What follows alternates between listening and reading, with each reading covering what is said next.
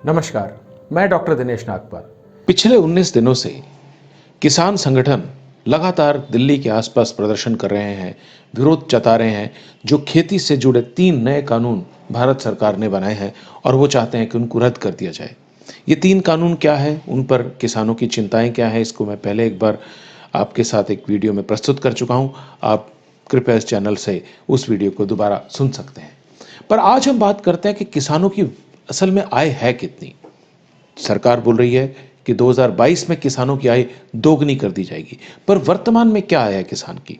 तो हमने नाबार्ड और एनएसएसओ यानी कि नेशनल जो बैंक है, सरकार का बैंक है, बहुत सारा कुछ एग्रीकल्चर का करता है, national bank for agriculture and rural development, और NSSO national sample survey office जो भारत सरकार का है, ministry of statistics and programme implementation में, हमने इनकी वेबसाइट पर जाकर किसानों की आय को समझने की कोशिश की।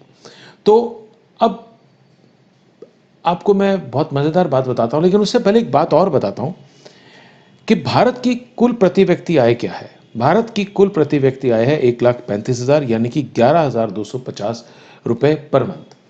जबकि अगर हम बात करें किसानों की आय की, तो यूपीए की गवर्नमेंट में यानी कि जब श्री मनमोहन सिंह प्रधानमंत्री थे, तो किसानों की जो कमाई थी वो हर महीने 6,426 रुपए बताई गई, यानी कि राष्ट्रीय औसत से लगभग आधी। ये आंकड़े नाबार्ड और एनएसएसओ के हैं।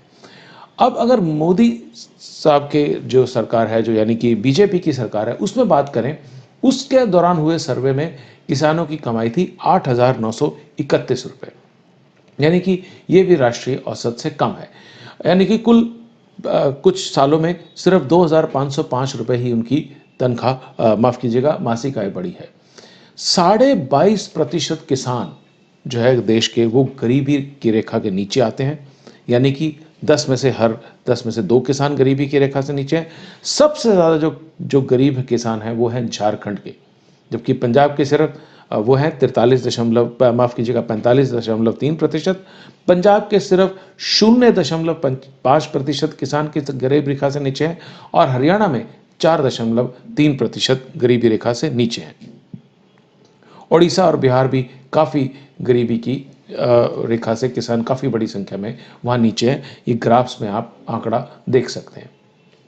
अब ये देखते हैं कि विभिन्न जो प्रांत हैं, खासतौर से जैसे कि पंजाब के जो किसान हैं वो कानूनों का बहुत विरोध कर रहे हैं, और उनके ही द्वारा ये आंदोलन शुरू किया गया था, जो अब धीरे धीरे उसमें और लोग भी जुड़ रहे हैं।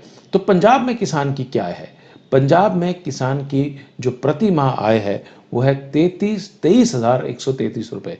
23,133 रुपये, जो कि राष्ट्रीय औसत की दुगनी है। और हरियाणा के किसान जो है वो प्रति माह 18,496 रुपये की कमाई करते हैं। ये सरकारी आंकड़े हैं। तो पर इस कारण से पंजाब और हरियाणा के जो किसान हैं उनकी स्थिति बेहतर है, और पंजाब और हरियाणा के किसान जो हैं उनके पास कृषि के अलावा भी काफ़ी जो है दूसरे कमाई के साधन हैं। तो जो ये है bank, national bank for agriculture and rural development, ये खेती से ही जुड़ा हुआ लेन देन है, सबको इसी को ही देखता है, और उसी की रिपोर्ट्स पे हम आपके पास बातचीत कर रहे हैं लगातार। अब खर्चे की बात करते हैं। 2016-17 में किसान की कमाई हर महीने पूरे देश की जो औसत थी, हरियाणा पंजाब की बात नहीं कर रहा हूँ मैं, वो थी 8,931 रुपये, जिसमें से 6,646 रुपये उसने खर्च कर दिए। और ये जो खर्चा है ये किसान गैर किसान दोनों परिवारों का था। तो इसलिए देखा जाए तो 75% लगभग उन्होंने खर्च कर दिया। तो बचा कहाँ से पाएंगे? सबसे ज़्यादा खर्चा पंजाब का था, 11,707 रुपये, जो उनके ग्रामीण परिवारों ने किया। जबकि पश्चिम बंगाल में महज 5,249 रुपये पश्चिम बंगाल के परिवारों ने, जो ग्रामीण और किसान परिवार है, उन्होंने खर्चा। तो इस तरह से अगर हम देखते हैं तो 2013 में से जो है किसानों की कमाई थी 77,112 रुपये, पूरे साल की, पूरे देश की औसत है। और अगर हम बात करते हैं हरियाणा पंजाब की, तो जैसा मैंने पहले कहा, 2013 में भी किसान पंजाब का 18,059 रुपये कमाता था, और हरियाणा के 14,434 रुपये कमाते थे। जबकि अगर हम बात करें इस समय की, तो पंजाब की जो औसत आय है महीने की वो 23,000 से ज़्यादा है और हरियाणा की 18,000 से ज़्यादा है। तो अगर अब हम देखें एक औसत परिवार के लिए ये बहुत कम आमदनी है और ख़ास तौर से जो ऐसे जैसे झारखंड जैसे प्रदेश है, बिहार है, उत्तर प्रदेश, वहाँ पर तो किसानों की आय काफ़ी कम है। तो निश्चित तौर से किसानों का चिंतित होना स्वाभाविक है।